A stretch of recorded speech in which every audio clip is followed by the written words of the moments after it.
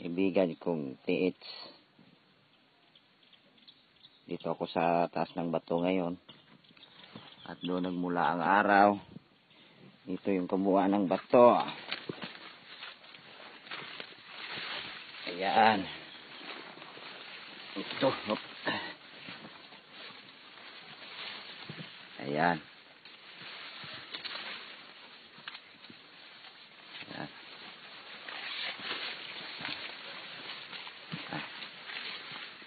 Oh, ayan. Ini comment, ini idea, share.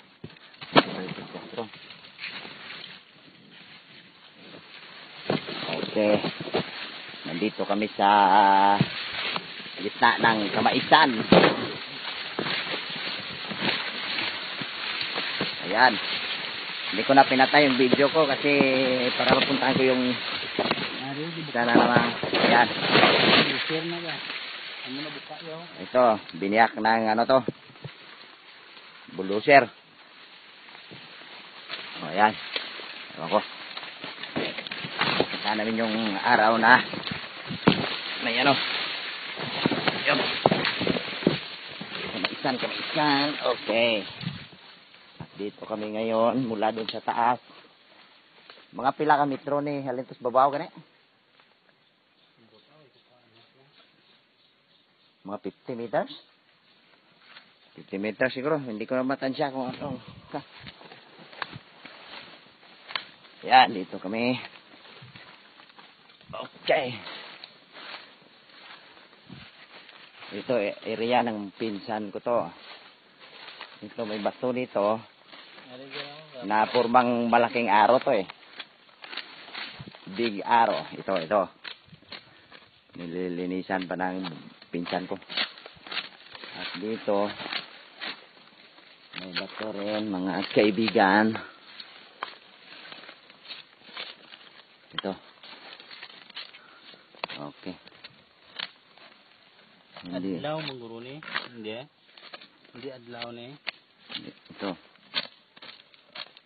Yan. Ang kabuuan ng bato para siyang isang malaking aro. Ito, kustas. Yan. Ayan. Ang bato na to, puwinting doon na naman sa kabila. Ayun. Ari ko po pa, bro. Kapunta na. Wala alis ba to? Ayun. Titingnan natin sa kumpas. Dito yung north. Yan. North side doon. Ito ba ito? Dito. North. Saka dito. Pinting naman doon. Malaki. South. Sa inyo doon na. Araw gito na. Ayan, may malaking bato doon. Ito yan. Ito. Yan. Nga, amo gini siya dong, no? Kage bulldozer na wala. Ito. Turo ng ano. Doon sa araw. Yun. Bato. Ito. Yan. Yan po ba niya. Magtaka kayo, ba't nakaangat to? Hindi ito nagalaw. Hindi ito nagalaw. Hindi ito talaga to. Yan. Yan. Dito sa banda dito.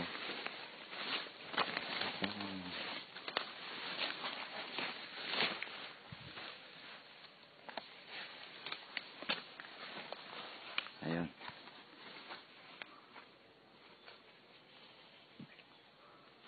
Yan yung area.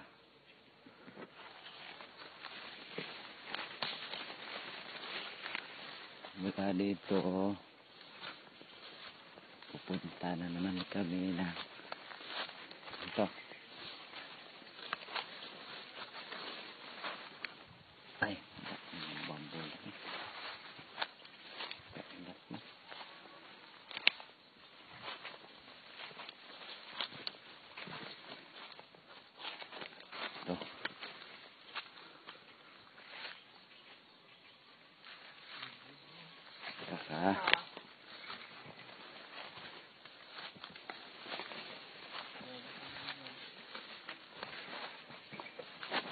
bukas tapos na. Araw mga bro. Ito yung puno ng anunang. Ayan. Sinadya ko itong sunugin para taniman ng kalabasa. Habang tinatambakan ko ng kahoy itong punong anunang para sunugin, may bato, ganito yung forma. Yan, ito. Pero nakalitaw lang to kunti. Pinalik ko na lang to eh. Nang binaliktad ko, yan. Yan. Binaliktad ko. Ay. Yan. Susumain. Ito. Parang bagong gawa siya pero hindi talaga to na ano to. Kita ko lang to nang inangat ko na. Yan. Parang tumuturo doon sa kanila. Tapos dito may butas oh. Yan. Yan, may butas. Yan. Yan. Gamitan natin ng kumpas. Kung anong tinuturo niya. Ayan, kumpas. Tingnan muna tayo, north. Yan. Pag inikot natin, sasakto siya sa 225 degrees. Numero kasi ito eh. Nakasilip kasi ito eh. Nasa 225 degrees ito eh. Yan. Wala dito. Pero yung bato, hindi ko nakita yan kung hindi ko sinunog itong puno ng ano na. Tandaan na ito. Pupunta natin yung hukay. Nakapukay ko.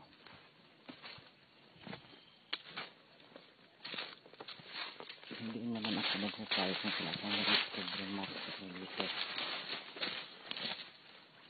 Ang hukay ko, may mga bato dito na nakaangat pero ang kalahati ay kalibing. Ayan.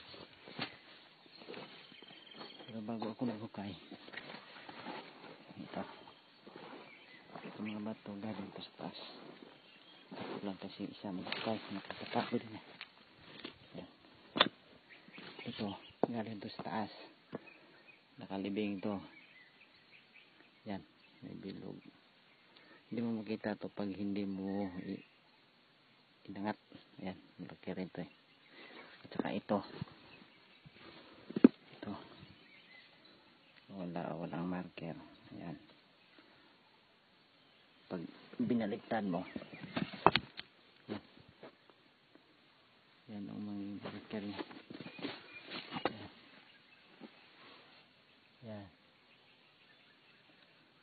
Yan siya. Pero nakataob din to. Nakataob. Pero ang pinukus ko talaga para sa hukay ko ito. Ito, nakuha ko to in tupit. Yan. Parang sinadya siyang ibitak-bitakin. Pero alam naman natin na kung binitak to, may mga part ng bitak pero wala eh. Ganito talaga forma niya. Yan. Yan. Yan. Pero ang sinunod ko sa hukay ko ito. Yan. Pointing down kasi ito eh. Yan. B. Pero B pwede maging arrow. Pero ito, may sekretong marker dito. Hindi mo rin makita to pag hindi mo binaliktad. Mabigat din kasi ito eh. Yan.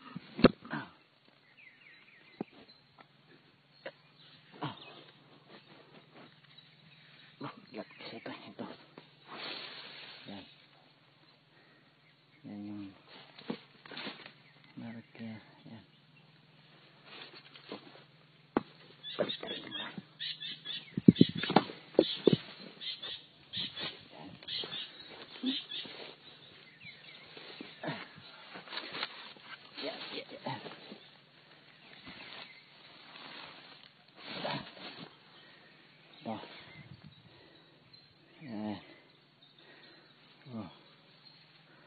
nandiyan siyang bitak, tapos may butas na para siyang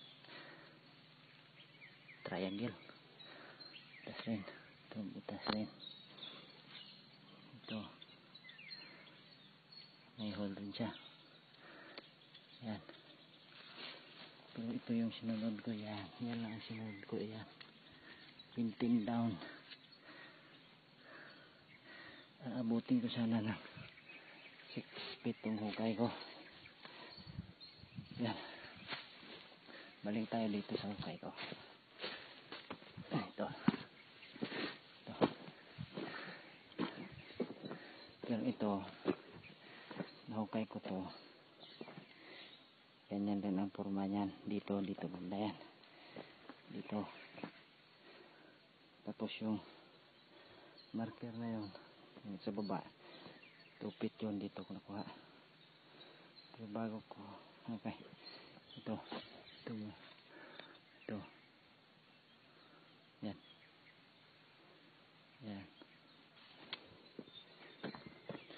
yan forma, yan. Diyan ko nakuha, yan o. Dito yan banda. Dito yan banda, dito. Yan. Tapos ito pa. Oh, yan.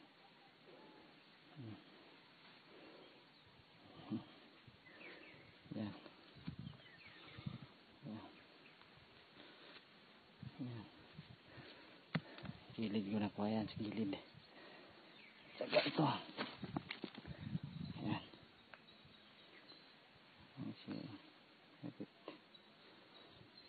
Tapos yung mga bato na nakuha ko, ito kulay ube. Tapos iba ako sa hukay ko. Mga bato parang ito, parang patay. Tapos ito, tapos sari-sari kulay ito eh. Ito. Yan.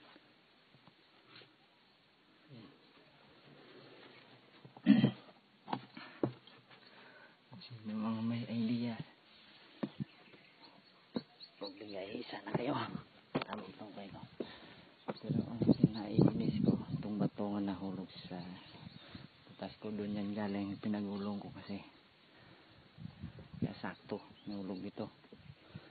Kaya hindi na ako makapaghukay. Bigat, diangat yan eh. Laki. Yan. Sino may idea sa ano ko? Area ko. Mag-share naman kayo. Alam ko naman na marami mga hater talaga sa grupo nito eh. Pero wala akong kasama nagukay nito eh. Solo ko to eh. Ayaw kong magsama ng ibang tao muna sa ngayon. Kasi hindi ko napatunayan talaga na totoo ang tinatawag na pressure. Mahirap din kasi hukay kami, tapos may mga pamilya naman sila, magugutom. Kaya minabuti ko muna ako na lang na mag-isa, at saka wala ko pang suhol sa kanila. Kaya mga bro, ayan, bakilip tayo yung bangin kasi yung area ko eh.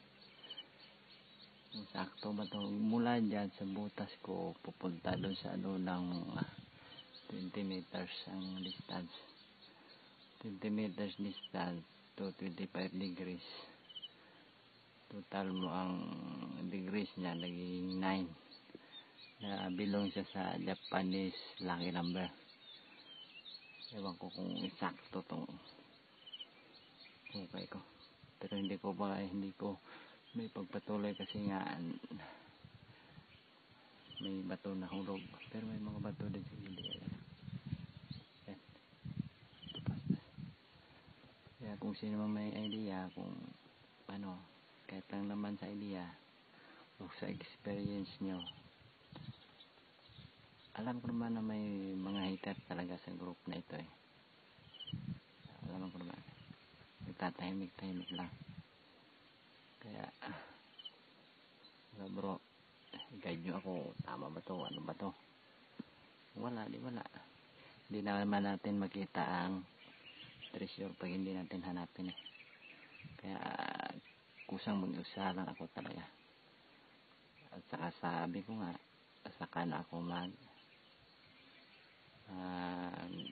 dala ng kasama kung napatunayan ko sa sarili ko na may treasure talaga. At yan lang mga bro, maraming salamat.